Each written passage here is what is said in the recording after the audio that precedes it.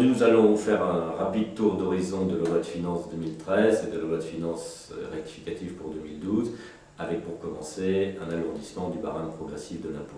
En effet, création d'une nouvelle tranche d'impôt de 45% pour ceux d'entre les contribuables dont le revenu annuel excède 150 000 € pour une personne seule, 300 000 € pour un couple avec ou sans enfant, et puis réduction du bénéfice du quotient familial qui passe par demi-part de 2 336 € à 2 000 €. Réduction aussi des niches fiscales, elles étaient pour 2012 de 18 000 € plus 4% du revenu imposable.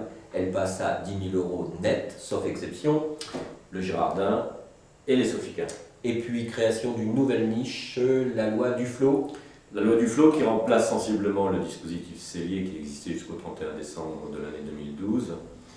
Le dispositif Duflot reprend le principe de la réduction d'impôt de 18% sur une base plafonnée à 300 000 €. Le tout est allé sur 9 ans.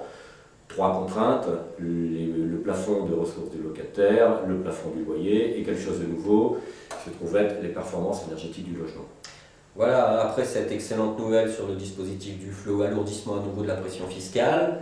Sur le dividende, eh bien oui, vous êtes associé d'une société, vous percevez à compter du 1er janvier 2013 des dividendes.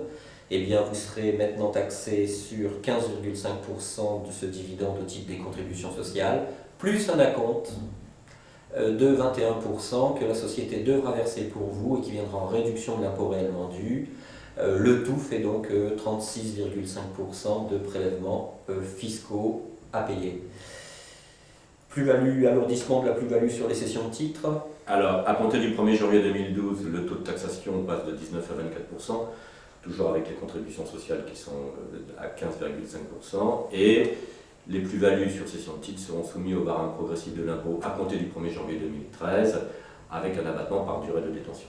Très bien, je crois qu'il y a quelques exceptions. Nous pourrons évoquer les créateurs d'entreprises qui bénéficient de l'article 151 OD bis jusqu'en 2017.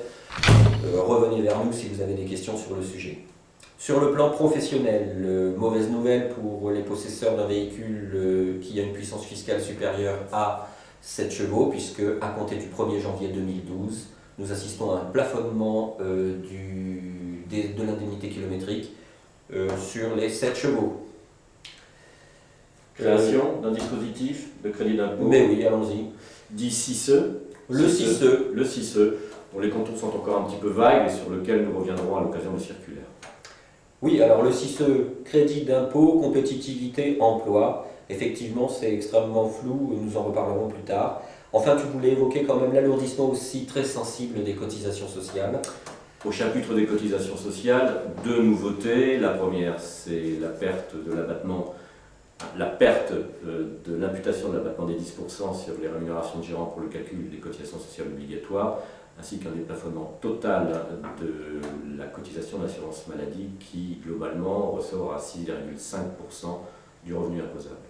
Voilà, je crois qu'on a à peu près tout dit sur ce que l'on n'a pas dit, c'est-à-dire un alourdissement à peu près global de l'ensemble de la pression fiscale. Il suffit de citer la taxe sur les salaires et j'en passe et des meilleurs. A très bientôt et bon courage à tous. Au revoir. Au revoir.